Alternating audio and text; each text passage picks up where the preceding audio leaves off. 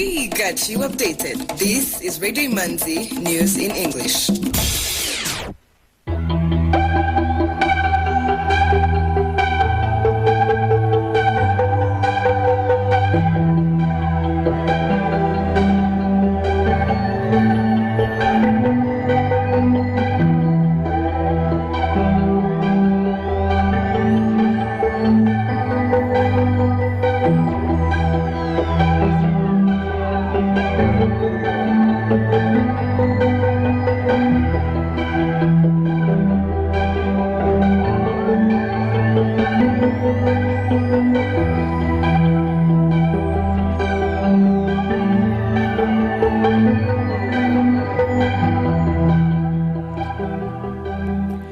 You are tuned to Radio Imanzi, broadcasting from Kigali.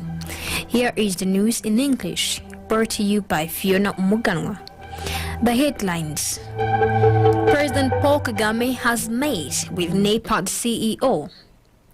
The Minister of Local Government, Gatabazi Jean-Marie Vianney, this evening attended the Commonwealth Local Governments Forum virtual meeting.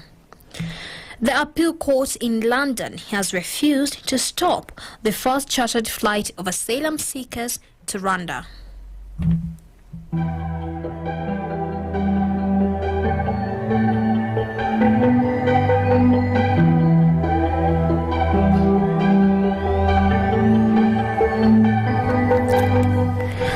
Welcome back. News in detail.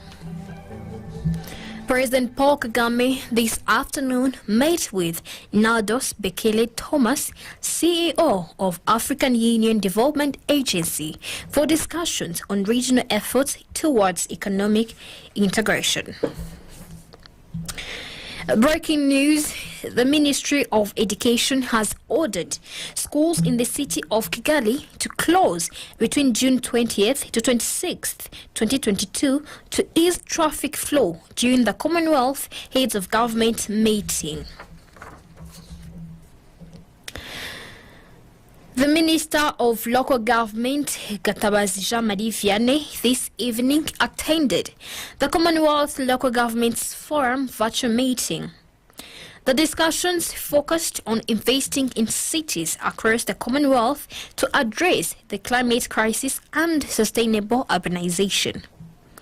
Minister Gatabazi shared Rwanda's efforts and commitment in investing in cities for sustainable urbanization and climate crisis mitigation. He said the government of Rwanda decided to fundamentally change the way cities are built with the ambition of setting standards for sustainable urban development and initiating a paradigm shift towards green urbanization in Rwanda and the entire region. He noted that efforts are also being made in building urbanization sector to provide affordable housing through the establishment of green model villages here in Rwanda, termed as Integrated Development Program Model Villages. He pointed out that there is a need for governments, regional blocs, development partners and Commonwealth member states to work collectively to address climate crisis and more specifically to address the issue of infrastructure financing gap through deliberate efforts to mobilize resources. The city of Kigali, in collaboration with the Rwanda Development Board, have launched a new cultural center aimed at promoting made in Rwanda products and cultural events. The center, named Agasiche, is located at Kigali Cultural Village on Rebero Hill. The center will host artisans making different products and souvenirs which most tourists will look forward to take away on their visits to Rwanda.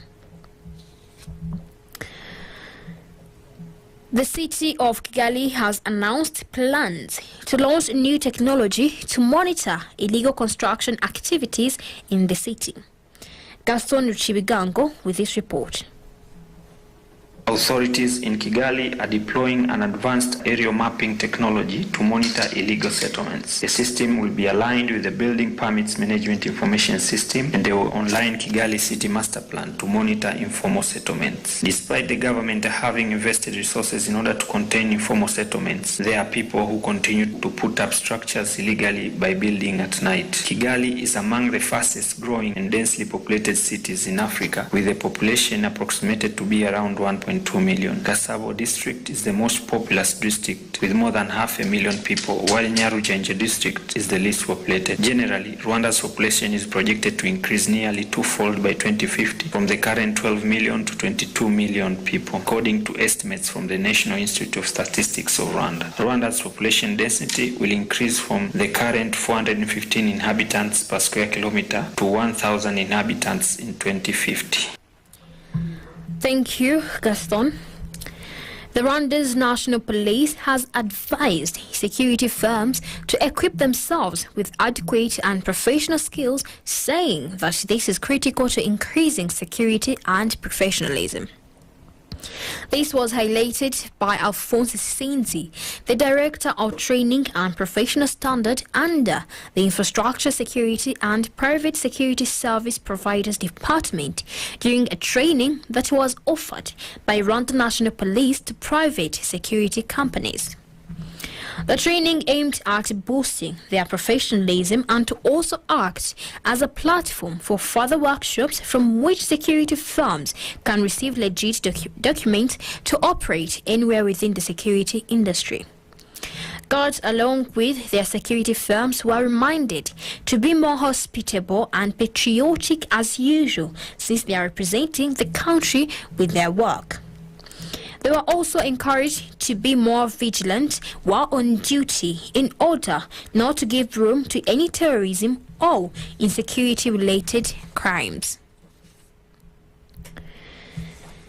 Moise Mugisha has been crowned the winner of the 18th Tour of Cameroon, becoming the second Rwandan to win the race after Bonaventure Uwizeyimana in 2018. Apart from Mugisha, Didier Munyaneza was another Rwandan cyclist who managed to make it in the top 10 as he emerged 7th in the race's general classification. With the latest victory, Cameroon remains one of Mugisha's luckiest countries he has ever competed in his cycling career, having won the Grand Prix Chantal Biya held in the same country back in December 2020. Some items of international news on Radio Imanzi.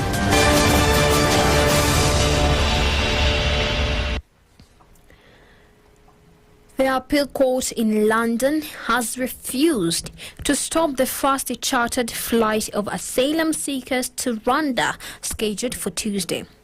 However, fewer than 11 migrants of the 130 that were handed removal directions will be on the flight, which is part of the new controversial immigration policy by the United Kingdom government. Activists and campaigners, including the UN Refugee Agency, had lodged an appeal against Friday's High Court ruling, which said the flight on Tuesday could go ahead. They had also asked the court to ground all flights till a judicial review of the policy scheduled for next month. A Rwandan legislator has called on the East African Community partner states to enhance gender equality in access to food and nutrition.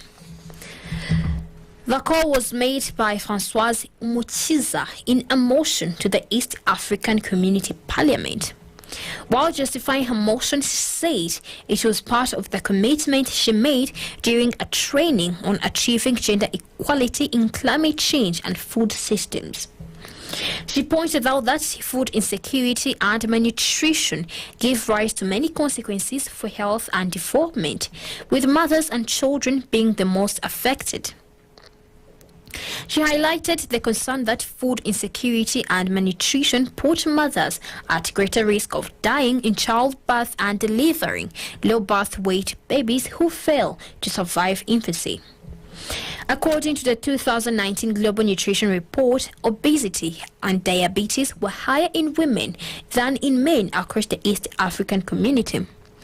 The MP said women are fundamental to the fight against hunger and malnutrition if given opportunity and appropriate means. Evidence shows that women are as good as men when it comes to producing food, but a persistent gender gap in accessing key inputs, especially land, finance and education, is observed. Lawmakers are also calling on partner states to put in place appropriate measures to address gender-based restrictions to agricultural land and other productive resources. The contributions of women to agriculture and broader food systems are not always fully or properly valid. MP Oda Gasinjiswa wishes to see women active and properly gaining from their work in the entire agricultural value chain and no longer toiling with traditional tools. A United Nations team says it has uncovered in Malawi a refugee camp suspected to hold trafficked men, women and children. The UN Office of Drugs and Crime and the Malawian Police Service made the discovery in routine monitoring of trafficking routes. According to the UN, measures are underway to dismantle the human trafficking networks operating within the Zaleka refugee camp, identify and rescue the victims, and bring those responsible to justice. At least 30 students of the Islamic Senior High School in the Ashanti region of Ghana were rushed to the hospital this Monday after police allegedly opened tear gas on them while they were demonstrating over frequent road accidents in front of their school. According to local media reports, the students had blocked the road in front of their school in the course of their protest over frequent knockdowns. In their protest, the students lamented that frequent calls for speed ramps have fallen on deaf ears. Economic news is a regular feature on Radio Imanzi. Now the Rwanda Stock Exchange Market Report. The trading session recorded a total turnover of 10,626,000 Rwandan francs worth of bonds traded in two deals on the fixed income market and 2,008,600 Rwandan francs from 50,200 I&M bank shares traded in two deals on the equities market. Bank of Kigali closed the counter at 265 Rwandan francs, Bredwa at 160 Rwandan francs, Simirwa at 120 Rwandan francs, M10 Rwanda at 178 Rwandan francs, Equity Bank at 440 Rwandan francs, Kenya Commercial Bank at 370 Rwandan francs, National Media Group at 1,200 Rwandan francs, Uchumi Supermarket at 104 Rwandan francs, and RH Buffalo closed the counter at 526 Rwandan francs as the market closed. The currency market review of today. The Kenyan shilling buying price was 8.6 Rwandan francs and the selling price was 8.8 Rwandan francs. Tanzanian shilling buying price was 0.43 Rwandan francs and the selling price was 0.44 Rwandan francs. Ugandan shilling buying price was 0.271 and the selling price was 0.277. Burundian franc buying price was 0.49 and the selling price was 0.5. The US dollar buying price was 1,012 and the selling price was 1,033. The British pound buying price was 1,244 and the selling price was 1,269. The euro buying price was 1,062 Rwandan francs and the selling price was 1,083 Rwandan francs. With that, we come to the end of tonight's edition.